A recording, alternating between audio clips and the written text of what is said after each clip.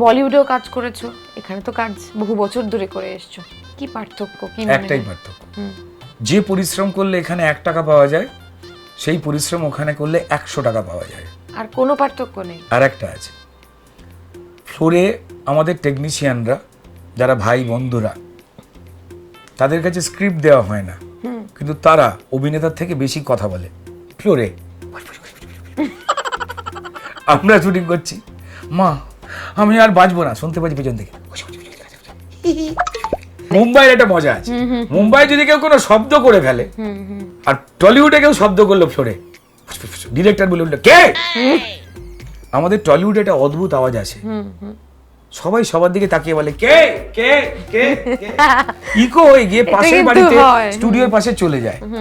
আর মুম্বাইতে একটা যদি খচ করে কেউ চায়ের কাপও মারিয়ে ফেলে আওয়াজ হয়, সে নিজে এসে বলে সরি স্যার মুঝসে গলতি হোগি, মাফ করে দিজিয়ে। এই দুটো তফাৎ, আর কোনো তফাৎ নেই। আর কোনো তফাৎ নেই।